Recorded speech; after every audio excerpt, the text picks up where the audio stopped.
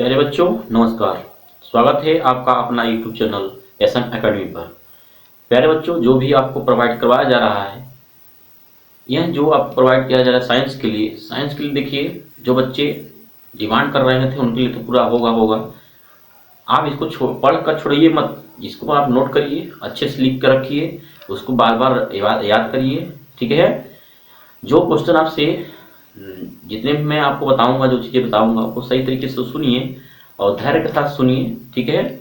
और सब समझ में आ जाएगा, सब समझ में आएगा। जो इम्पोर्टेंट चीज़ें हैं उसी चीज़ को मैं दे रहा हूँ आप लोग को, उसको बहुत सही तरीके से नोट करिए और उसको याद करिए। ठीक है। चलिए, तो यह जो वीडियो है आपको, तो जो जैसे नवोदय विद्यालय के लिए जो बच्चे हैं उनके लिए तो है ही है, लेकिन ये अदर एग्जाम यानी सभी जो कम्पिटिटिव एग्जाम तैयारी कर रहे हैं उनके लिए, सबके लिए लाभदायक है। ठीक है प्यारे बच्चों, चलिए शुरू करेंगे। तो जैसा कि मैं पीछे वीडियो में आपको प्रोवाइड किया था, जिसमें आपका दाब और बल के विषय में बताया था, और जो कंसेप्ट था, कंसेप्ट के साथ साथ जितना इंपॉर्टेंट बातें था मैं उसको आपको दिया था। ठीक है। चलिए, आज हम नेक्स्ट चैप्टर शुरू करेंगे, दूसरा नंबर, जिसका नाम होगा, क्या नाम होगा? ध्वनि। क्या नाम होगा प्यारे बच्चों? ध्वनि। ध्वनि यानी वॉइस। क्या होगा प्यारे बच्चों? वॉइस। यानी वॉइस क्या होता है, ये कैसे होता है, ठीक है, ये कितने तरह के होते हैं, किन किन वैज्ञानिकों ने वॉइस को बताया था कि वॉइस जो होते हैं यानी ध्वनि जो होते हैं, इस इसको मैं किस तरह से मापता हूँ, हाँ, किस मात्रक, इसका मात्रक क्या होता है। ठीक है प्यारे बच्चों। और कितने हर्ट्ज से कितने हर्ट्ज के बीच में आपका यह रेंज होता है कि ध्वनि को मैं कैसे बांटूंगा। ठीक है। चलिए, जैसे अलग अलग वैज्ञानिकों ने बताया था ध्वनि के विषय में, जिसमें से पहले नंबर पे थे न्यूटन। क्या थे? न्यूटन। न्यूटन ने बताया था कि ध्वनि जो होता है मूव करता है यानी गति करता है, कितनी दूर तक जाता है, किसके आधार पर उन्होंने अपना नियम बताए थे। और दूसरे वैज्ञानिक ध्वनि के विषय में बताए थे, जिनका नाम था लाप्लास। क्या नाम था मेरे बच्चों? लाप्लास। यानी दो वैज्ञानिक ने क्या बताया, ध्वनि के विषय में क्या कहे, क्या अपना प्रमेय दिए, ठीक है, क्या सिद्धांत दिए, उनके विषय में हम लोग समझेंगे। नेक्स्ट जो टॉपिक होगा आपका, उसमें जो है कि ध्वनि ध्वनि के लक्षण क्या होते हैं। लक्षण यानी ध्वनि जो होता है, जैसे कोई आदमी बोल रहा है तो उसका मोटा आवाज होता है, कोई व्यक्ति बोल रहा है उसका आवाज पतला आ रहा है, जैसे कोई मच्छर भिनभिना रहा है तो उसका आवाज जो होता है वो कैसा लगता है, तो ऐसा क्यों होता है। ठीक है। जैसे एक फीमेल कोई बोल रहा है तो उसका आवाज सुरीली होता है, तो क्यों होता है। एक व्यक्ति बोल रहा है तो उसका आवाज मोटा होता है, तो क्यों होता है। सभी डिफरेंसों को मैं बहुत क्लियर करने वाला हूँ। आप लोग ध्वनि जो है कि अच्छे से वीडियो को समझिए और करिए। ठीक है। उसके बाद नेक्स्ट पॉइंट पे आप देखेंगे, हम लोग देखेंगे कि जो ध्वनि होता है, ध्वनि का जो वेग होता है, ध्वनि का वेग मतलब जैसे गर्मी आता है ध्वनि का वेग बढ़ जाता है, घट जाता है। ठीक है। यानी टेम्परेचर बढ़ने पर ध्वनि का चाल जो होगा वो घटेगा कि बढ़ेगा। ठीक है। या ठंडा होने पर ध्वनि के चाल क्या प्रभाव पड़ता है। या फिर कहते हैं आर्द्रता जो होता है, आर्द्रता यानी ह्यूमिडिटी जो होता है, वह बढ़ने पर आपका जो है ध्वनि की वेग होगा, बढ़ेगा घटेगा। ठीक है प्यारे बच्चों। तो आपके मन में तरह तरह के सवाल उठते होंगे, आप क्वेश्चन जरूर पूछिएगा। यदि आपको कोई डाउट लगता है, कहीं भी कोई डाउट लगता है, कमेंट में आपके लिए खुला हुआ है, कोई रिचार्ज नहीं लगेगा। ठीक है। और उसके साथ साथ जो है कि सब्सक्राइब नहीं किए होंगे, सब्सक्राइब भी कर लीजिएगा, उसके भी कोई पैसा आपको देना नहीं पड़ेगा। ठीक है प्यारे बच्चों। इससे हमको मनोबल बनता है कि हमारे परिवार जो है, यूट्यूब के परिवार जो है, ऑनलाइन के जो परिवार हैं, हमारे परिवार सब जुड़ रहे हैं। ठीक है। चलिए, तो शुरू करेंगे। पहला हम शुरू करेंगे ध्वनि से, यानी ध्वनि क्या होता है, थोड़ा सा सुन लीजिए, उसके बाद मैं बताऊंगा बोर्ड पर। ध्वनि मतलब क्या होता है, जैसे मैं बोल रहा हूँ तो ये भी एक तरह क्या है, ध्वनि ही है। क्या है प्यारे बच्चों? ध्वनि ही है। लेकिन ये ध्वनि मैं बोल रहा हूँ तो ये क्या सुटेबल है आपके लिए। यानी मैं ध्वनि यदि बोल रहा हूँ तो आप यदि सुनते हैं तो सुरीली आपको अच्छा लग रहा है, यानी जो मैं बोल रहा हूँ आपको अच्छा लग रहा है, तो जान लीजिए कि वो जो ध्वनि होगा उसको क्या कहते हैं। ठीक है। यदि मैं ध्वनि बहुत धीरे धीरे बोल रहा हूँ, आपको सुनाई नहीं दे रहा है, तो वो उस ध्वनि क्या कहेंगे। तो उसके पहले ही मैं समझना चाहूंगा ध्वनि होता क्या है, कैसे बना है, कैसे बना। ठीक है प्यारे बच्चों। चलिए, तो चैप्टर का सेकेंड चैप्टर डालेंगे वॉइस। क्या डालेंगे प्यारे बच्चों? वॉइस। वॉइस मतलब क्या होता है प्यारे बच्चों? ध्वनि। क्या होता है? ध्वनि। ठीक है। तो ये आपका चैप्टर का नाम है, आप भी इसको नोट करेंगे और लिखेंगे इसको अच्छे से। पहला पॉइंट आता है इसमें, एक ध्यान क्या देना है, ध्यान देना है पहला कि वॉइस क्या होता है। क्या हो वॉइस यानी परिभाषा यदि कोई पूछेगा तो हम क्या बताएंगे। ठीक है प्यारे बच्चों। तो लिखेंगे आप वॉइस यानी ध्वनि, लिखेंगे लिखेंगे यह एक प्रकार की एक प्रकार का तरंग है। क्या है प्यारे बच्चों? तरंग, या फिर कह सकते हैं कंपन है। क्या प्यारे बच्चों? या तो कह सकते हैं आप एक तरह क्या है? कंपन है। यानी कहते हैं यह एक प्रकार का तरंग यानी कंपन होता है जो जो अणुओं के जो अणुओं के गति के कारण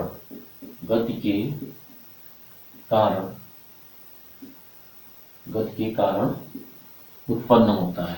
क्या होता है प्यारे बच्चों? उत्पन्न होता है। ठीक है प्यारे बच्चों, तो आशा करता हूँ आप लोग नोट भी करते चलेंगे साथ साथ। ठीक है, यानी कोई पूछेगा ध्वनि क्या होता है, तो आप बताएंगे ध्वनि एक प्रकार का तरंग है। क्या है प्यारे बच्चों? तरंग होता है जो अणुओं की गति के कारण उत्पन्न होता है। अब अणु होता है, ये अणु क्या होता है इसके विषय समझेंगे।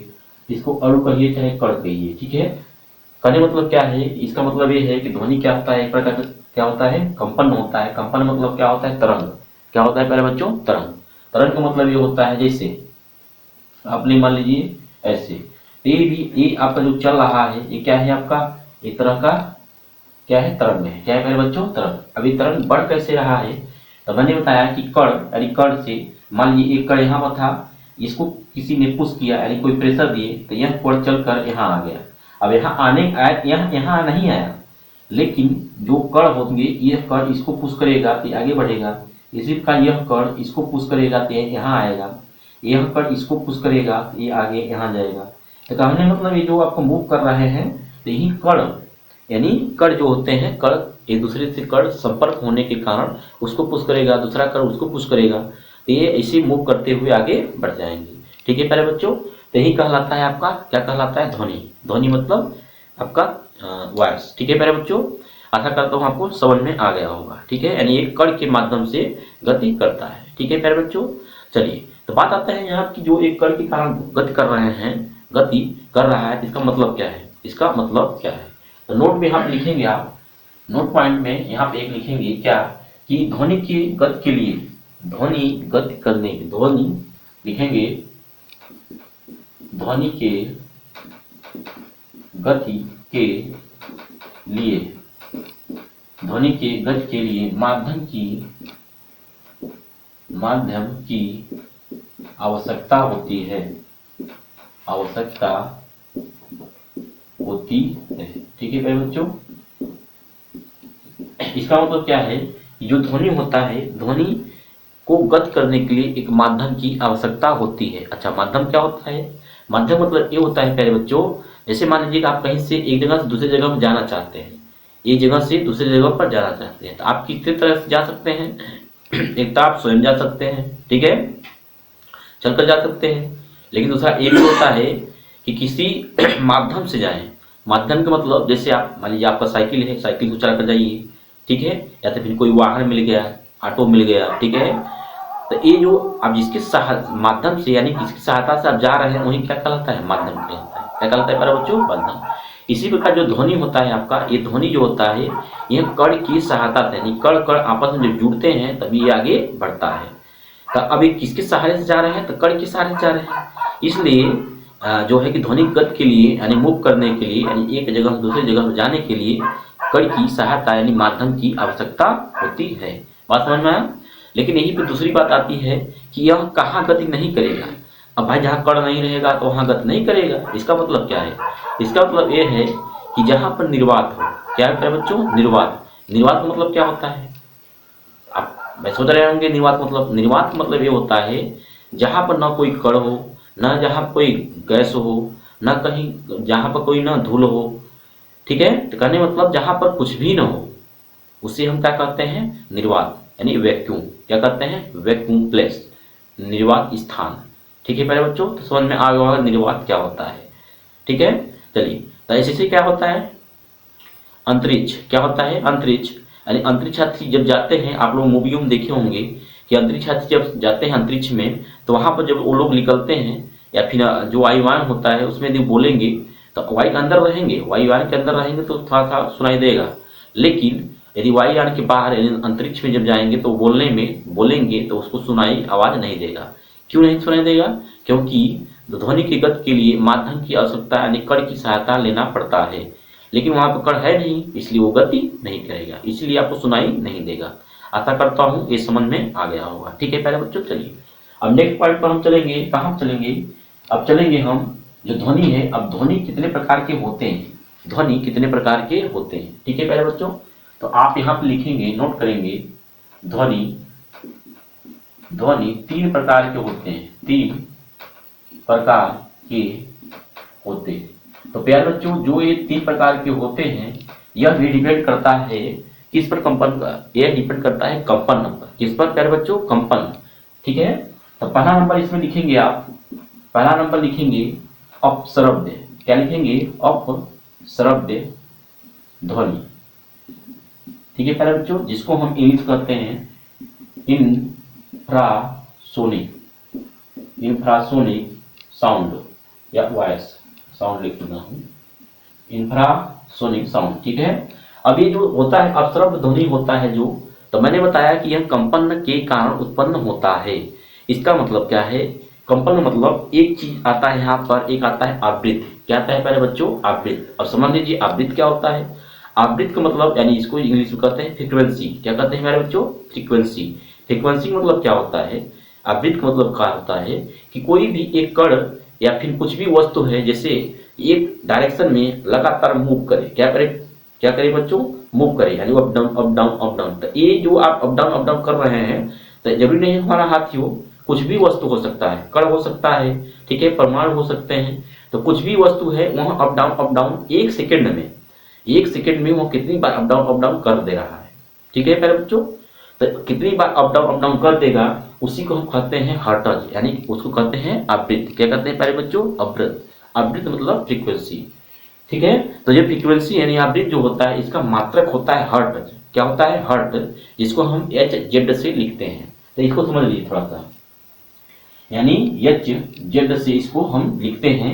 यह किसका मात्रक है? यानी इसको हम हिंदी लिख देते हैं हर्ट्ज। क्या लिखते हैं? हर्ट्ज। यानी ये किसकी मात्रक है? तो आप लिखेंगे ये होता है आवृत्ति की। किसका आता है बच्चों? आवृत्ति का मात्रक होता है। तो आवृत्ति समझ में आ गया कितना होता है? अप डाउन आवृत्ति किसे कहते हैं? समझ में आ गया। तो कहने मतलब में अपश्रव्य जो ध्वनि होता है, यह ध्वनि जो होता है बहुत कम होता है, जो हमको सुनाई नहीं देता है। ठीक है प्यारे बच्चों, अपश्रव्य मतलब जो हमें सुनाई न दे, अब सुनाई क्यों नहीं देगा? तो वह इसलिए नहीं सुनाई देगा क्योंकि मैं बोल रहा हूँ, तो यहाँ जो निकल रहा है, ध्वनि के कण निकल रहे हैं, इतना कम स्पीड होगा, इतना कम जो है वाइब्रेशन होगा कि आपको सुनाई ही नहीं देगा। तो इसका मतलब, कहने मतलब ये जो होगा, इसका आवृत्ति यानी फ्रीक्वेंसी कितनी होगी? इसकी फ्रीक्वेंसी होगी यानी आवृत्ति मतलब फ्रीक्वेंसी f, इसका होगा जो 0 से 20 हर्ट्ज होगा। क्या होगा प्यारे बच्चों? इसकी जो आवृत्ति होगी, फ्रीक्वेंसी जो होगी 0 से 20, यानी एक सेकंड में जो कण होगा 0 से 20 के बीच में अप डाउन कर पाएगा। इसका मतलब ये है। बात समझ में आ रहा है प्यारे बच्चों? तो इतना कम होता है जो हमको सुनाई नहीं देता है। ठीक है प्यारे बच्चों, तो हमको नहीं सुनाई देता है तो किसी को नहीं सुनाई देता है। इसका यूज ही नहीं है, तो क्यों इसको बताया गया कि यहाँ एक ध्वनि के प्रकार है? तो ये भी आपको डिपेंड करता है। तो आप लिखेंगे एग्जाम्पल में कि ये जो ध्वनि होती है किसको सुनाई देता है, तो आप लिखेंगे बिल्ली। किसको प्यारे बच्चों? बिल्ली, कुत्ता, सांप। ठीक है प्यारे बच्चों, बिल्ली, कुत्ता, सांप। तो ये जो जंतु हैं, आपने कभी आभास किया होगा कि कुत्ता यदि कहीं सुता हुआ है, यदि कुत्ता कहीं सुता है, तो आप ध्यान देंगे तो खट्टे थोड़ा भी कहीं आवाज होता है तो तुरंत जग जाता है। यानी क्यों जग जा रहा है? क्योंकि इतनी कम आवृत्ति पर भी वो सुन जा रहा है, इसलिए तुरंत उठ जाता है। इस तरह बिल्ली होती है, यदि थोड़ा सा भी आवाज हल्का से भी आएगा, हमको नहीं सुनाई देगा, लेकिन उसको सुनाई देगा। इसी प्रकार सर्प होते हैं। क्या होते हैं? सर्प। अब सर्प को बहुत लोग कहते हैं, सर्प को क्या कहते हैं कि जैसे सर्प, सांप जो होता है, इसको कान होता है कि नहीं होता है। ठीक है, होता है, लेकिन बहुत जो है रेयर केस में होता है। सांप को जो है वह जो है आहट के आधार पर वो मूव करते हैं, यानी वो जानते हैं। बात समझ में है? यानी इनको इतनी कम आवृत्ति पर भी सुनाई दे देता है, जिसके कारण वह क्या करते हैं, एक स्थान से दूसरे स्थान पर मूव बहुत जल्दी से कर जाते हैं। तो आपको यह एग्जाम्पल याद करना होगा कौन कौन सी जानवर होते हैं जो अपश्रव्य ध्वनि को सुन सकते हैं, सुन सकते हैं। तो बिल्ली, कुत्ता, सांप। ठीक है प्यारे बच्चों, तो ये हुआ आपका पहला। दूसरा नंबर पर लिखेंगे यहाँ पर, यहाँ मैं लिख दे रहा हूँ दूसरा नंबर। दूसरा नंबर होता है श्रव्य। क्या होता है प्यारे बच्चों? दूसरा होता है श्रव्य ध्वनि, श्रव्य ध्वनि। ठीक है प्यारे बच्चों, तो जब श्रव्य ध्वनि होता है, श्रव्य मतलब सुनाई देने वाला ध्वनि, यानी मनुष्य को सुनाई देने वाले ध्वनि को ही हम कहते हैं श्रव्य ध्वनि, यानी आइडियल। क्या कहते हैं? Ideal, ideal sound. ठीक है प्यारे बच्चों, यानी श्रव्य ध्वनि। तो यहाँ से आपको बहुत ज्यादा क्वेश्चन पूछता है और पूछा हुआ है कि श्रव्य ध्वनि जो होता है इसकी आवृत्ति कितने किसके किसके बीच में होता है, तो आपको ये याद रखना है। ठीक है प्यारे बच्चों, तो इसका एग्जाम्पल तो मैंने बता दिया, मनुष्य के लिए लाभदायक होता है, यानी मनुष्य के सुनाई देने वाला है। तो इसका जो आवृत्ति होता है आप लिखेंगे 20 से 20,000, 20 से 20,000 हर्ट्ज के बीच में जो वाइब्रेशन करता है। जैसे मैं बोल रहा हूँ आपको सुनाई दे रहा है, इसका मतलब हमारे द्वारा जो साउंड निकल रहा है इसकी अप डाउन यानी जो कण है कितनी बार मूव कर रहे हैं, तो 20 से लेकर 20,000 के बीच में अप डाउन करते हैं, जिसके कारण हमारी आवाज़ आपको सुनाई देती है और अलग अलग सुनाई देती है। यानी कोई शब्द मैं बोल रहा हूँ तो उस शब्द के ऊपर डिपेंड करता है कि उसमें से जो आवाज़ निकल रहा है वो कैसे अलग अलग हो रहा है। यानी इतना जो हर्ट्ज है यानी इतनी आवृत्ति के बीच में रेंज में होता है, जिसके कारण हमको सुनाई देता है। ठीक है मेरे बच्चों, चलिए तो इसका एग्जाम्पल आप क्या लिखेंगे? इसका एग्जाम्पल लिखेंगे मनुष्य। क्या लिखेंगे मेरे बच्चों? मनुष्य, यानी मनुष्य को ये सुनाई देने वाला होता है। तो कितने कितने रेंज होता है इसको याद रखना है आपको, 20 से 20,000 हर्ट्ज के बीच में होता है। ये आपको इंपॉर्टेंट है, यहाँ क्वेश्चन बहुत ज्यादा बार पूछा गया है। अगला नंबर 3 नंबर हम लोग देखेंगे। 3 नंबर होता है पराश्रव्य। क्या होता है मेरे बच्चों? पराश्रव्य ध्वनि। अब ये भी बहुत इंपॉर्टेंट अपने आप में है। ठीक है, इसको हम कहते हैं इंफ्रा। ये आपका हमें इंफ्रासोनिक हुआ और यह हुआ आपका ऑडियल। ये क्या होता है? ये होता है ये आपका तीसरा नंबर जो है, हाँ अल्ट्रा। क्या होता है मेरे बच्चों? Ultra, ULT, ultrasonic, ultrasonic sound.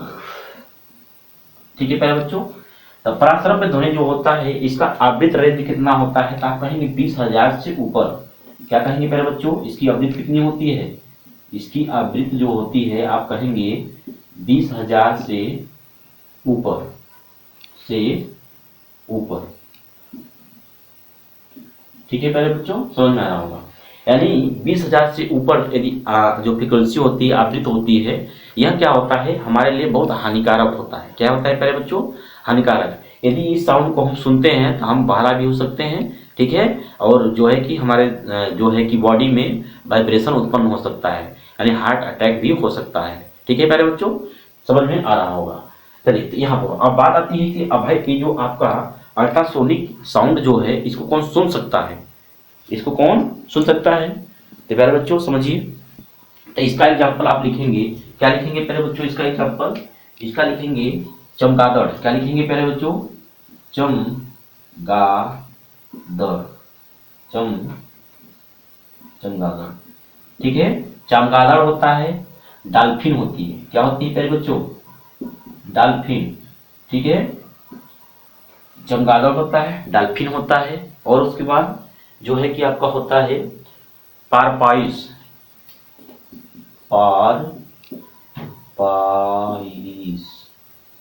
पारपाइस। ठीक है प्यारे बच्चों, यानी ये 3 जानवर होते हैं, चमगादड़, डॉल्फिन और पारपाइस। तो पारपाइस आप नाम सुने होंगे, जो ये आप पाए जाते हैं कहाँ पर? ये पाए जाते हैं ठंडे प्रदेशों में पाए जाने वाले एक तरह के जो है कि जानवर हैं।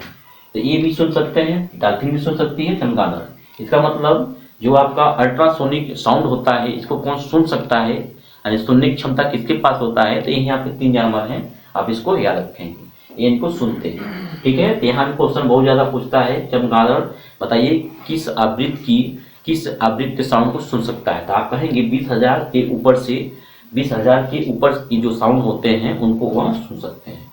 ठीक है प्यारे बच्चों, तो ये हुआ हमारे सुनने के आधार पर जो आपकी जो ध्वनि होती है, सुनने के आधार पर तीन तरह के बांटा गया, तीन तरह के बांटा गया। ठीक है प्यारे बच्चों, चलिए तो ये तो आपको हुआ क्लियर, यहाँ से क्वेश्चन आपका बना हुआ है। ठीक है, चलिए अब आगे हम लोग नेक्स्ट देखेंगे कि अब इम्पोर्टेंट इसमें कौन सा है। तो इसमें आपका इम्पोर्टेंट है अल्ट्रासोनिक यानी प्रासरव्य ध्वनि जो होता है, इसके विषय में हम लोग समझेंगे। तो यहाँ आप नोट में लिखेंगे, नोट में आप लिखेंगे प्रासरव्य ध्वनि जो होता है, अल्ट्रासोनिक जो होता है, ये आपको किसके द्वारा उत्पन्न किया जाता है, ये किसके द्वारा आपका उत्पन्न किया जाता है। तो इसको आप लोग लिखेंगे इलेक्ट्रिक, क्या कहेंगे क्या बच्चों, electric piezo, electric piezo effect, electric piezo effect के द्वारा उत्पन्न किया जाता है, उत्पन्न किया जा सकता है। ठीक है मेरे बच्चों, इसको आप याद रखेंगे। यानी जो आपका प्रासरव्य ध्वनि होता है, यानी ये इतना हाई फ्रिक्वेंसी का होता है, ठीक है, तो इसको हम किसके द्वारा जनरेट करते हैं, ये जनरेट होता है आपका इलेक्ट्रिक पीजो इफेक्ट के द्वारा यह उत्पन्न होता है। ठीक है मेरे बच्चों, समझ में आ रहा होगा। तो आप लोग कभी कभी सुने होंगे, जैसे क्या होता है कि जो डीजे होता है, डीजे जो भाई बजता है ना, आप लोग सुने होंगे, तो कभी कभी उसमें से ऐसा ऐसा साउंड निकलता है, गूं गूं एकदम गूंजता हुआ। ठीक है, तो जब गूंजता हुआ निकलता है तो उसकी जो आवृत्ति होती है वो 20,000 से बहुत ज्यादा होता है। ठीक है, यदि इस फ्रिक्वेंसी से किसी व्यक्ति को यदि सुन लेगा सही तरीके से, तो यदि हार्ट अटैक का है तो मर जाएगा। ठीक है, कहने मतलब ये है। तो बात समझना है किसके द्वारा उत्पन्न किया जाता है, तो ये आपको इलेक्ट्रिक पीजो इफेक्ट के द्वारा इसको जनरेट किया जाता है। ठीक है, चलिए अब यहाँ 2-3 पॉइंट आपको लिखना है प्रासरव्य ध्वनि के विषय में।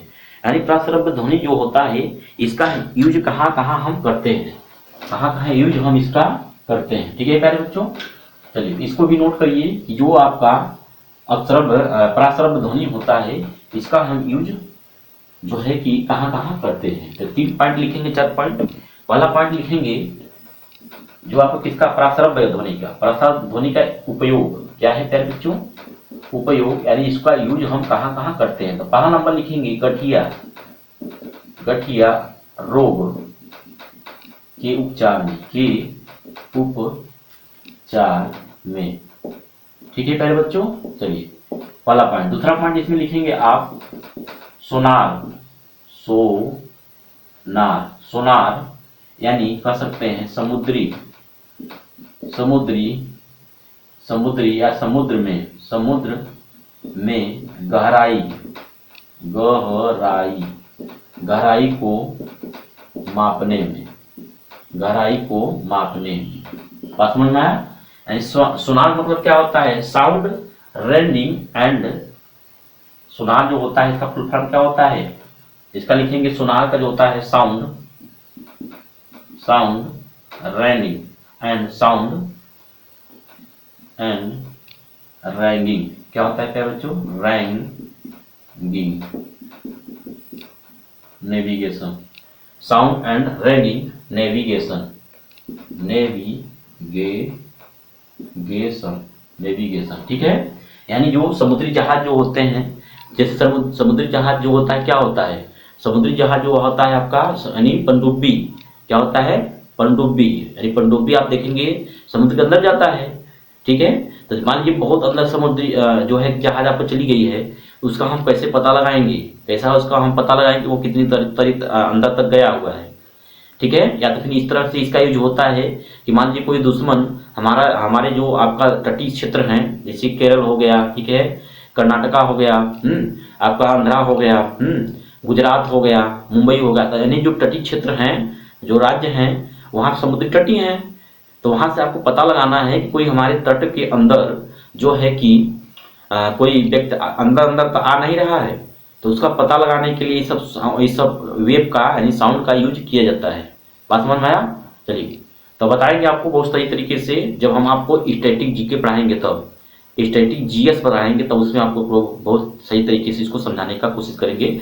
लेकिन यहाँ पर ज़्यादा मैं नहीं बता रहा हूँ, मेन जो आपका सिलेबस है और सिलेबस के साथ साथ आपका जो एग्जाम है उसी की इंपॉर्टेंट हम लोग देख रहे हैं। चलिए तो इस समझ में आ गया सोनार में। तीसरा पॉइंट इसमें लिखेंगे द्रव घोलक के रूप में। तीसरा नंबर लिखेंगे क्या प्यारे बच्चों, द्रव घोलक, द्रव घोलक में, ठीक है। अब ये द्रव घोलक मतलब क्या होता है, द्रव घोलक का मतलब ये होता है कि कुछ पदार्थ या फिर कुछ रासायनिक पदार्थ ऐसे होते हैं, केमिकल चीजें ऐसे होते हैं जिसको हम हाथ डाल को उसको हम क्या कर सकते हैं, घोल नहीं सकते हैं, ठीक है। तो वहां पर उसको घोलने के लिए इस साउंड का यूज करते हैं। साउंड का यूज कैसे करते हैं, उसमें हम जो है कि यह जो आपका साउंड जनरेट होगा, इसको हम क्या करेंगे, उसके अंदर डाल देंगे तो वह इसका फ्रीक्वेंसी इतनी ज़्यादा होती है जिसके कारण जो जो घोल है पूरी तरह घुल जाता है। बात समझ में आया? चलिए, तो समझ में आ गया होगा। यहाँ पर 3 पॉइंट इसको याद रखेंगे कि जो आपका पराश्रव ध्वनि यानी अल्ट्रासोनिक जो वेव होता है, अल्ट्रासोनिक जो साउंड होता है, इसका यूज हम कहाँ करते हैं, ठीक है प्यारे बच्चों। चलिए, तो आपको आशा करता हूँ समझ में आ गया होगा। चलिए, अब आगे हम लोग ये देखेंगे कि जो ध्वनि होता है, ध्वनि जो होता है ये कैसा बिहेव करता है, यहाँ कैसा बिहेव करता है। प्यारे बच्चों बहुत सही तरीके से देखिएगा, क्योंकि थोड़ा सा वीडियो लंबा हो सकता है, सॉरी लंबा हो सकता है, ठीक है। चलिए, थोड़ा सा बाई मिस्टेक हो जाता है, मिस्टेक क्या थोड़ा सा जानते ही हैं। चलिए, तो मैं यहाँ पर लिखूंगा कि जो ध्वनि होता है, जो ध्वनि होता है ये इसका गति कैसा होता है। जैसे वायु में, तो वायु में आप ध्वनि बताएंगे तो यह ध्वनि जो होता है वायु में कहाँ पर प्यारे बच्चों, वायु में जो है यह अनुदैर्घ्य, कैसा प्यारे बच्चों, अनुदैर्घ्य, अनुदैर्घ्य की तरह व्यवहार करता है। किसकी तरह, अनुदैर्घ्य तरंग की तरह, अनुदैर्घ्य तरंग की तरह क्या करता है, बिहेव करता है, तरंग, ठीक है प्यारे बच्चों, तरंग, ठीक है। तो बात में आया, ध्वनि जो होता है वायु कैसे जो है कि कैसा व्यवहार करता है, तो कहेंगे अनुदैर्घ्य, कैसा अनुदैर्घ्य। अब इसी में आता है जल की सतह पर, कहाँ पर प्यारे बच्चों, जल की सतह, जल की सतह पर ध्वनि कैसा बिहेव करता है, तो आप कहेंगे अनुप्रस्थ, क्या कहेंगे बच्चों, अनुप्रस्थ तरंग की तरह बिहेव करता है, ठीक है। वायु में कैसा करता है, अंदर की तरह, जल की सतह पर कैसा होता है, अनुप्रस्थ की तरह। अब जल के अंदर जाएंगे, जल के अंदर, जल के अंदर जब जाएंगे तो यह कैसा बिहेव करता है, तो फिर ये अनुदैर्घ्य की तरह करता है, अनुदैर्घ्य की भांति कार्य करता है, ठीक है प्यारे बच्चों। अब बात आती है कि जो ध्वनि होता है वह ठोस में कैसे बिहेव करता है, तो लिखेंगे ठोस में, किसमें, ठोस में। ठोस में जो होता है ये कैसा बिहेव करता है, तो आप लिखेंगे अनुदैर्घ्य, किसकी प्यारे बच्चों, अनुदैर्घ्य की तरह तरह बिहेव करता है। तो यहाँ पर आपको 3 चीजें आपको ध्यान देना है कि ध्वनि जो होता है, ये ध्वनि को मैं वायु में, वायु मतलब हवा में, जैसे हम लोग आप बोल रहे हैं, तो यहाँ जो ध्वनि होता है ये बिहेव कैसे करता है, तो आप कहेंगे अनुदैर्घ्य की भाव, ठीक है। लेकिन जल की सतह पर जो साउंड जनरेट होता है यानी मिलता है, तो उसको कहेंगे अनुप्रस्थ की तरह, किसकी तरह, अनुप्रस्थ की तरह। लेकिन वही ध्वनि जब जल के अंदर जब साउंड जाएगा तो वो कैसा बिहेव करेगा, अंदर जाएगा तो अंदर हो जाएगा, क्या हो जाएगा, अंदर, ठीक है। अब तीसरा पता है ठोस में, तो ठोस में कहीं आप करते हैं लोहे लोहे में टकराते हैं तो आवाज आता है, साउंड ना, तो वह जो साउंड निकलता है वो कैसा बिहेव करता है, तो आप कहेंगे अनुदैर्घ्य की तरह। यानी एक पॉइंट आपको याद रखना है, कौन सा, जल की सतह पर अनुप्रस्थ की तरह काम करता है, इसको याद रखना होगा, ठीक है प्यारे बच्चों। चलिए, तो जानने के लिए तो आप चारों पॉइंट याद रखेंगे, ठीक है। चलिए, ये तो हुआ आपका साउंड कैसा कहाँ पर बिहेव करता है, ठीक है। अब नेक्स्ट पॉइंट हम लोग देखेंगे, क्या देखेंगे कि जो ध्वनि है, ध्वनि जो है इसको किस किस वैज्ञानिकों ने किस तरह बताया कि ये कैसा मूव करता है यानी गति करता है।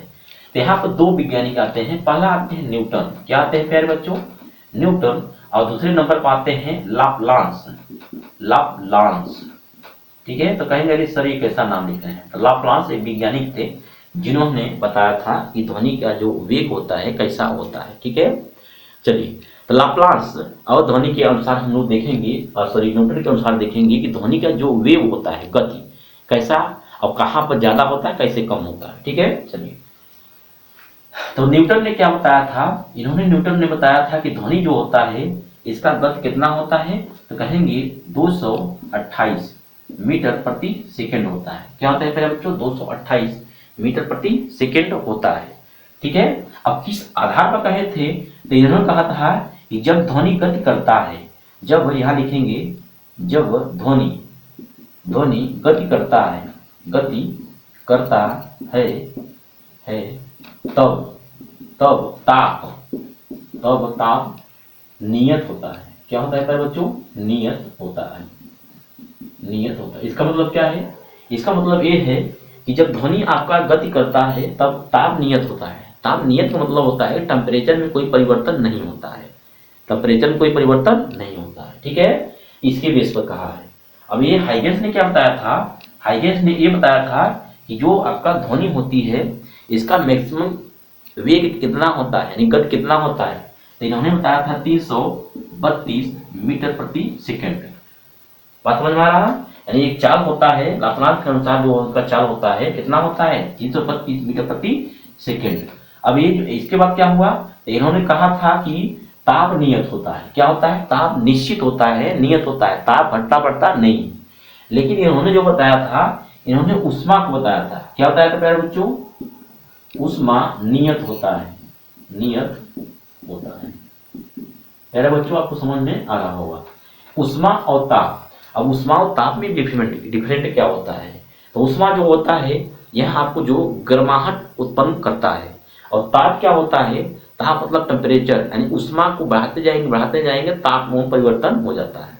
तो आपको बहुत सही तरीके से जब मैं आपको चैप्टर पढ़ाऊंगा कौन सा टेम्परेचर, हीट एंड टेम्परेचर जब पढ़ाएंगे तो उसमें आपको अच्छे से इसको समझाएंगे। लेकिन यहाँ थोड़ा सा जान लीजिए ताप और ऊष्मा पर क्या अंतर होता है। ठीक है, यानी ऊष्मा जो होता है एक तरह का जो है मुगल होता है। मुगल मतलब ये धीरे धीरे गर्म किसी वस्तु को करता है, तो ये होता है ऊष्मा।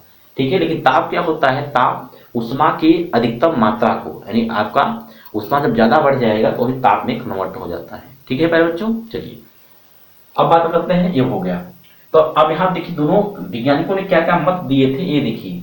यानी न्यूटन ने बताया था कि जो ध्वनि की गति होती है तो कितना होता है?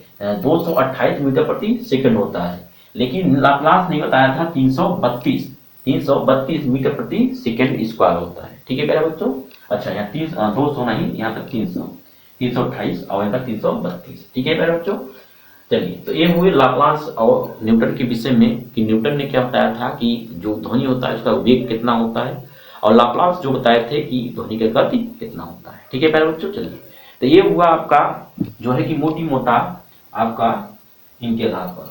अब आता है नेक्स्ट पॉइंट, हम लोग देखेंगे ध्वनि के लक्षण। क्या प्यारे बच्चों? ध्वनि के लक्षण, यानी यहाँ पर आपका इंपॉर्टेंट है प्यारे बच्चों। वीडियो थोड़ा लंबा होगा, ठीक है, लेकिन आपको धैर्य से आपको नोट करते हुए चलिए। ठीक है, चलिए अगला है आपका ध्वनि के, लिखेंगे आप हेडिंग में ध्वनि के लक्षण। ध्वनि के लक्षण प्यारे बच्चों ये भी बहुत इंपॉर्टेंट है। मैंने बताया था शुरू में कि ध्वनि के लक्षण क्या, लक्षण मतलब क्या होता है। जैसे आप हैं, आपका अंदर का लक्षण क्या है, आप दिखने में कैसे लगते हैं, मोटे हैं, पतले हैं। ठीक है, तो ये आपका लक्षण है। तो लक्षण मतलब समझ में आया? लक्षण मतलब यही है कि आप कैसा बिहेव कर रहे हैं, कैसा है आप। ठीक है, तो ये इसी तरह ध्वनि जो होता है इसका लक्षण क्या क्या होता है। तो पहला नंबर इसमें लक्षण जो होता है आपका होता है तारत्व। क्या होता है प्यारे बच्चों? तारत्व। अब बताएंगे आपको तारत्व मतलब क्या होता है। दूसरा नंबर आपको बताएंगे हम तारत्व। दूसरा नंबर होता है आपका तीव्रता। क्या होता है प्यारे बच्चों? तीव्रता। ठीक है, और तीसरे नंबर पर जो होता है आपका गुणता। क्या होता है प्यारे बच्चों? गुणता। तारत्व हम कहते हैं इंग्लिश में पिच। क्या कहते हैं प्यारे बच्चों? पिच। और तीव्रता कहते हैं इंटेंसिटी। क्या कहते हैं प्यारे बच्चों? इंटेंसिटी। गुणता क्या कहते हैं हम इंग्लिश में, तो इसको कहते हैं प्रॉपर्टी। क्या कहते हैं? प्रॉपर्टी। ठीक है, चलिए तो समझते हैं अब तीनों जो चीजें हैं इसका मतलब क्या है, इसका यूज कैसे है। ठीक है प्यारे बच्चों, चलिए तो जो तारत्व होता है, ये तारत्व क्या निर्भर करता है। तो मैंने बताया तारत्व का मतलब ये होता है तारत्व। अब याद कैसे करेंगे, मैं समझा दे रहा हूँ, उसके बाद समझिएगा। तारत्व का मतलब ये होता है कि किसी व्यक्ति का आवाज कितनी पतली है, कितनी पतली या कितनी मोटी है, इसका डिसाइड कौन करता है, किसके द्वारा होता है डिसाइड? कहेंगे तारत्व के द्वारा यह डिसाइड होता है। बात समझ में आया प्यारे बच्चों? तो इसको लिखेंगे आप सीधी सीधी कि ध्वनि ध्वनि के मोटी एवं पतली का निर्धारण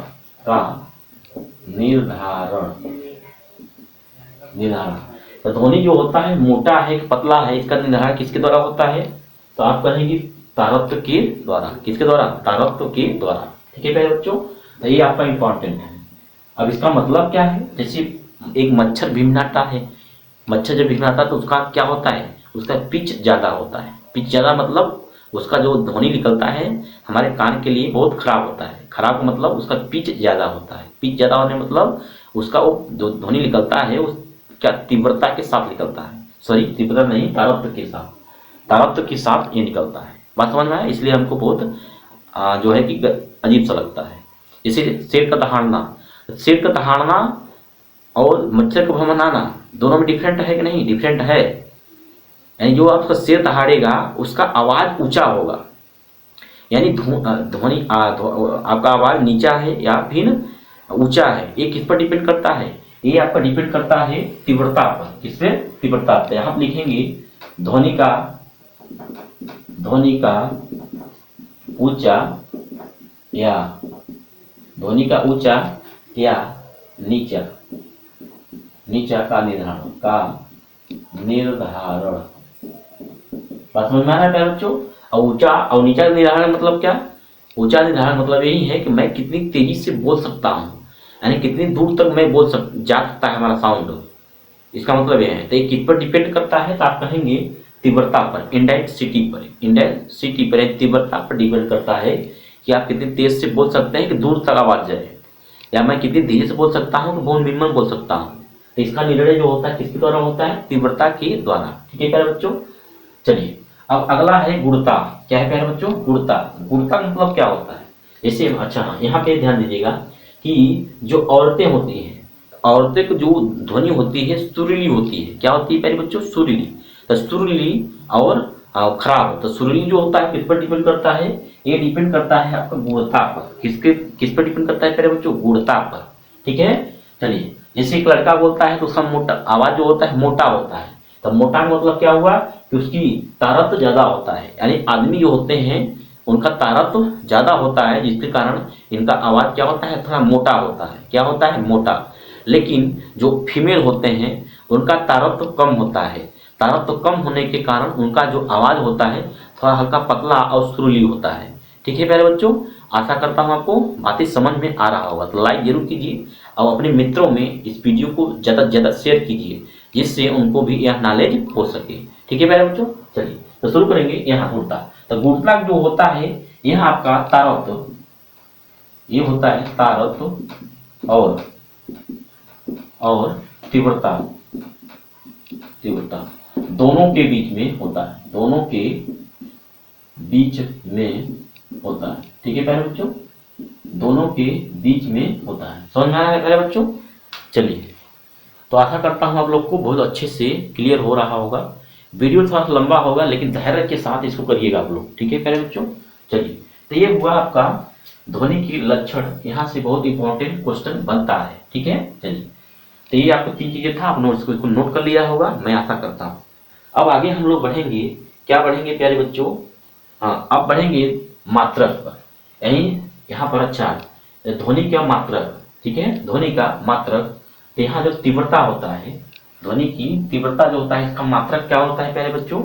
इसका जो है मात्रक होता है आपका माइक्रोवाट प्रति मीटर स्क्वायर। क्या होता है प्यारे बच्चों? चलिए तो यहाँ पे एक चीज और हमको लिखना था। तीव्रता जो होता है, तीव्रता प्रोपोर्शनल होता है आयाम की। किसकी प्यारे बच्चों? आयाम की। ठीक है, तो मैं अभी आपको आयाम बताऊंगा क्या होता है। ठीक है, इसको मैं बताऊंगा। तीव्रता जो डिपेंड करता है किस पर? आयाम पर। ठीक है, चलिए अब यहाँ पे नोट करेंगे आप कि ध्वनि का मात्रक, यहाँ लिखेंगे मात्रक। तो ध्वनि के जो मात्रक होता है यानी तीव्रता का मात्रक जो होता है ये होता है माइक्रो। क्या होता है बच्चों? माइक्रोवाट प्रति मीटर स्क्वायर। ठीक है प्यारे बच्चों, यहाँ से इसको नोट करेंगे। यानी मात्रक क्या होता है, तीव्रता का माइक्रोवाट प्रति मीटर स्क्वायर। ठीक है प्यारे बच्चों, चलिए इसके आगे आपको लिखना है व्यवहारिक मात्रक। क्या लिखना है प्यारे बच्चों, ध्वनि का व्यवहारिक व्यवहारिक व्यवहारिक मात्रक जो होता है,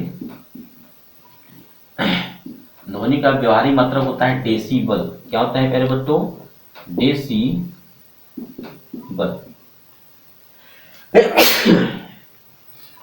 सॉरी बच्चों, थोड़ा सा भाई सर्दी के समय है, थोड़ा जुकाम हो जाता है। ठीक है, क्योंकि यहाँ पर भी है तो आपको गर्मी है ना, शरीर ठंडी है, अब ठंड है तो ऐसे पढ़ा रहे हैं, सब खुला उला है। ठीक है, इसलिए आपको थोड़ा सा ठंडी लगता है। ठीक है, चलिए व्यवहारिक मात्रक क्या होता है, डेसीबल। और मात्रक औसत क्या मात्रक होता है जो उसका मैं यूज करता हूँ, तो एक होता है माइक्रोवाट वाट प्रति मीटर स्क्वायर। ठीक है प्यारे बच्चों, चलिए तो ये हुआ आपका छोटा सा मात्रक। यहाँ एक मात्रक इसका और होता है ध्वनि का बेल होता है। क्या होता है प्यारे बच्चों, बेल। और बेल को ही नेपर भी कहते हैं। क्या कहते हैं प्यारे बच्चों, नेपर भी कहा जाता है, कहा जाता है। ठीक है प्यारे बच्चों, आशा करता हूँ समझ में आएगा। यानी ध्वनि का तीन मात्रक आपको मिला, एक यहाँ से मिला माइक्रोवाट प्रति मीटर स्क्वायर। व्यवहारिक मात्रक क्या होता है, डेसीबल। और एक होता है बेल या फिर इसी कहिए नेपर, बेल या फिर नेपर, इसका मात्रक भी ध्वनि का मात्रक होता है। ठीक है प्यारे बच्चों, चलिए तो आशा करता हूँ इतना समझ में आ गया होगा। अब नेक्स्ट पॉइंट हम लोग देखेंगे, क्या देखेंगे कि जो ध्वनि होता है, ध्वनि जो होता है इसका वेग यानी गति, इसका वेग यानी गति किन किन चीजों पर निर्भर करता है, किन किन चीजों पर निर्भर करता है। ठीक है मेरे बच्चों, चलिए तो लिखेंगे आप लोग ध्वनि, अगला पॉइंट हेडिंग लिखेंगे आप, ध्वनि को प्रभावित करने वाले कारक। ठीक है मेरे बच्चों, चलिए यानी ध्वनि को प्रभावित करने वाले कारक। ध्वनि को प्रभावित करने वाले कारक का मतलब क्या है, ध्वनि की गति, इसका मतलब कारक का मतलब ये है कि जो ध्वनि होता है उस ध्वनि को कौन कौन से ऐसे जो है कि चीजें हैं जो उसको प्रभाव करते हैं कि ध्वनि दूर तक जाएगा कि कम ही रह जाएगा। ठीक है, चलिए तो पहला नंबर इसमें लिखेंगे ताप। क्या लिखेंगे प्यारे बच्चों, ताप।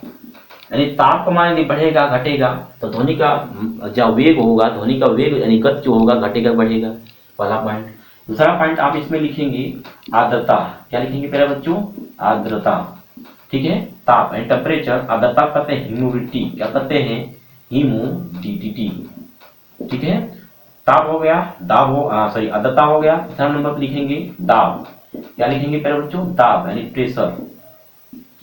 यदि प्रेशर को हम घटाएंगे बढ़ाएंगे तो ध्वनि का वेग बढ़ेगा या घटेगा। ताप, ताप, आर्द्रता और दाब। ठीक है, तीन चीजें हो गया। चलिए और उसके बाद नेक्स्ट आप इसमें देखेंगे अणुभार। चौथा नंबर गैसों का अणुभार। ठीक है प्यारे बच्चों, 4 नंबर। और उसके बाद 5 नंबर देखेंगे आप लोग प्रत्यास्थता। क्या लिखेंगे प्यारे बच्चों,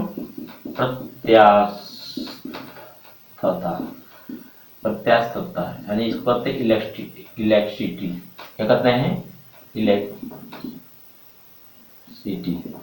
ठीक है, चलिए अब यही 5 पॉइंट है जो ध्वनि की गति को प्रभावित करते हैं। अब कौन सा किसमें कैसा होगा, यानी ध्वनि का वेग जो होगा किसमें बढ़ेगा किसमें घटेगा, किसमें बढ़ेगा किसमें घटेगा, इसको ध्यान देना है।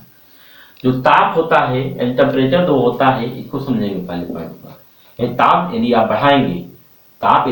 बढ़ाएंगे तो ध्वनि का वेग बढ़ेगा घटेगा, तो आप कहेंगे बढ़ेगा। क्या होगा प्यारे बच्चों, बढ़ेगा। अब कैसे बढ़ेगा, तो इसके लिए आपका ध्वनि का वेग, तो फार्मूला लिखेंगे ध्वनि का वेग। ठीक है, प्रोपोर्शनल होता है रूट ऑफ टी। इसका मतलब क्या है, ध्वनि का वेग proportional root of T. T का मतलब क्या होता है, टी का मतलब टेम्परेचर, यानी इसका संबंध और इसका संबंध डायरेक्ट संबंध है। क्या है प्यारे बच्चों, डायरेक्ट संबंध। इसका मतलब ये है यदि आप टेम्परेचर बढ़ाएंगे तो ध्वनि का वेग भी बढ़ जाएगा, ठीक है प्यारे बच्चों, आशा करता हूँ समझ में आ रहा होगा। यानी आपके वातावरण का टेम्परेचर बढ़ जाएगा तो वहाँ पर आप ध्वनि जो होगा उसका वेग भी बहुत ज़्यादा हो जाएगा, यानी बढ़ जाएगा। ठीक है प्यारे बच्चों, तो यहाँ पर आपको कंसेप्ट इसको याद रखना है, बस इतना ही याद रखना है। यदि ताप बढ़ गया तो ध्वनि का वेग घटेगा कि बढ़ेगा, तो आप कहेंगे बढ़ेगा। क्या होगा? बढ़ेगा। ठीक है, चलिए नेक्स्ट पॉइंट होता है आर्द्रता। क्या होता है प्यारे बच्चों? आर्द्रता। आर्द्रता का मतलब क्या होता है? ह्यूमिडिटी। ह्यूमिडिटी कब होता है आपको पता है? ह्यूमिडिटी मतलब ये होता है जैसे आप लोग जब बारिश होता है, बारिश के मौसम में क्या होता है, जब बादल आपका ऊपर से घेरता है और नीचे जो टेम्परेचर होता है, टेम्परेचर यानी जैसे एकाएक जैसे बदली घेर लेता है, बादल घेर लेता है, तो आप लोग देखे होंगे गर्मी बढ़ जाती है। रात के समय में आप लोग अभी आभास किए होंगे कि रात को बदली घेर लिया और उमस उमस होने लगता है। क्या होने लगता है? उमस। उमस मतलब गर्मी बढ़ जाती है। तो कहने मतलब आर्द्रता यानी ह्यूमिडिटी बढ़ाने पर भी ध्वनि का वेग बढ़ जाएगा। क्या हो जाएगा प्यारे बच्चों? ध्वनि का वेग बढ़ जाएगा। बस आपको इतना ही याद करना है। बस मैं आपको शॉर्टकट तरीके से बता रहा हूँ। यदि आप इस चीज को समझ रहे हैं तो साइंस में मास्टर हो जाएंगे। क्या हो जाएंगे प्यारे बच्चों? मास्टर जरूर हो जाएंगे यदि मैं शॉर्टकट तरीके से बता रहा हूँ, यदि आप समझ रहे हैं तो। अगला है प्रेशर। क्या है प्यारे बच्चों? प्रेशर। तो प्रेशर मतलब दाब। प्रेशर मतलब दाब। अब ध्वनि को कोई आप चापतेंगे क्या? पकड़ लेंगे क्या उसको चापेंगे? ऐसा तो होता नहीं है। ठीक है, कहने मतलब है यहाँ पर यानी दाब। तो दाब का मान बढ़ाइए और चाहे घटाइए, ध्वनि के वेग पर कोई प्रभाव नहीं पड़ता है। तो यहाँ आप कहेंगे कोई प्रभाव नहीं पड़ेगा, कोई प्रभाव नहीं पड़ेगा। ठीक है प्यारे बच्चों, समझ में आ गया? यानी आप दाब बढ़ाइए चाहे घटाइए, ध्वनि के वेग पर न तो वो ज्यादा बढ़ेगा न तो घटेगा, और सही रह जाएगा, कोई वो नहीं है। ठीक है, अगला पॉइंट आता है अणुभार। क्या होता है? गैसों का अणुभार। अब इसका मतलब क्या है? गैसों का अणुभार का मतलब क्या होता है? अणु मतलब कण। यदि कण आप बढ़ाते जाएंगे जिस जहां पे एरिया में कण बढ़ जाएगा तो ध्वनि आगे बढ़ पाएगा नहीं। समझने के लिए मैं बता रहा हूँ, जैसे एक रास्ते आप जा रहे हैं तो रास्ता जब साफ रहेगा तब फम जाएंगे, लेकिन जब वही भीड़ भाड़ रहेगा तो आपका वेग घट नहीं जाएगा। ऐसे ध्वनि होता है। क्या होता है ध्वनि? यानी भाई ध्वनि जो मूव कर रहा था, जा रहा था, लेकिन बीच बीच में जो है कि अणुभार मतलब कण, तो वेग कण ज्यादा हो जाएगी आपके वायुमंडल में, तो ये जो आपका वेग होगा धीरे धीरे थोड़ा कम नहीं होता जाएगा, यानी रुकने लगेगा। तो रुकने के कारण क्या होगा? इसका वेग घट जाएगा। कहने मतलब गैसों का अणुभार बढ़ाने पर, इसका मतलब तीर लगाने का मतलब अणुभार बढ़ जाएगा। तो अणुभार बढ़ाएंगे तो ध्वनि का वेग क्या होगा?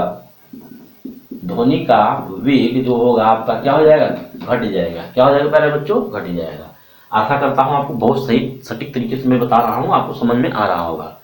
यानी कहने मतलब गैस का अणुभार बढ़ेगा तो ध्वनि का वेग घट जाएगा। क्या हो जाएगा प्यारे बच्चों? घट जाएगा। ठीक है, चलिए ये हो गया। अब लास्ट आपका है प्रत्यास्थता।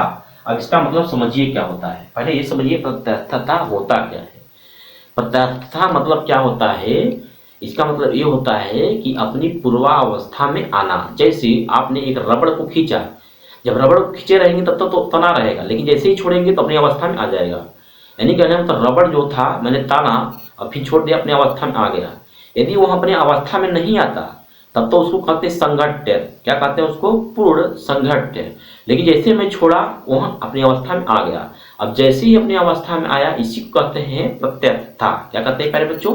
प्रत्यास्थता। बात समझ में आ रहा होगा। ठीक है, चलिए तो कहने मतलब प्रत्यास्थता मतलब क्या होता है? जब प्रत्यास्थता का मान यदि हम बढ़ाएंगे क्या होगा? ध्वनि का वेग भी बढ़ जाएगा। क्या हो जाएगा प्यारे बच्चों? बढ़ जाएगा। यानी प्रत्यास्थता बढ़ाएंगे ध्वनि का वेग क्या हो जाएगा? बढ़ जाएगा। क्या हो जाएगा? बढ़ जाएगा। ठीक है प्यारे बच्चों, चलिए अब यहाँ पे एक चीज और आता है कि कुछ पदार्थ ऐसे हैं जिसमें वेग ध्वनि का वेग कैसा होता है। ठीक है, तो लिखेंगे आप क्या लिखेंगे? पहला नंबर पर लिखेंगे क्वार्टर। क्या लिखेंगे प्यारे बच्चों? क्वार्टर। ठीक है, क्वार्टर। दूसरे नंबर पर लिखेंगे आप पहला क्वार्टर, दूसरे में लिखेंगे क्या लिखेंगे? हाथी दांत। ठीक है बच्चों, तीसरा नंबर पर लिखेंगे आप स्टील। क्या लिखेंगे बच्चों? स्टील। ठीक है, तो तीन चीजें हैं आपका क्वार्टर, हाथी दांत और स्टील। आपसे पूछा जाएगा बताइए ध्वनि का वेग किसमें ज्यादा होगा किसमें कम होगा, किसमें ज्यादा होगा और किसमें कम होगा। तो ध्वनि के वेग के आधार पर आप बताएंगे जो क्वार्टर होता है उसमें ध्वनि का वेग सबसे ज़्यादा होता है, और हाथी जो होता है उसके बाद उसमें होता है, और अगले जो होता है आपका वो होता है आपका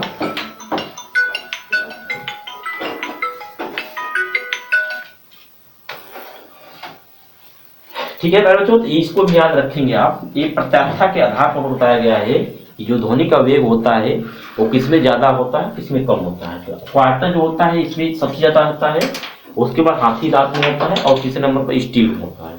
ठीक है प्यारे बच्चों, चलिए तो आशा करता हूँ आपको समझ में आ गया होगा। ठीक है, बहुत अच्छे तरीके से पूरा ये चैप्टर आपको खत्म होता है। ठीक है, आपको अच्छा लगा होगा, मजा आया होगा चैप्टर को पढ़ने में, सुनने में।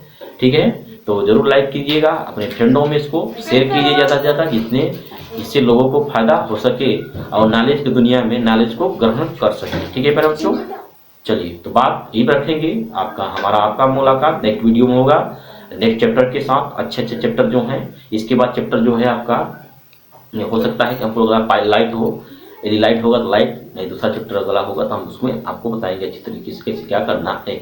ठीक है बच्चों, चलिए तो आशा करता हूँ समझ में अच्छे से आया होगा।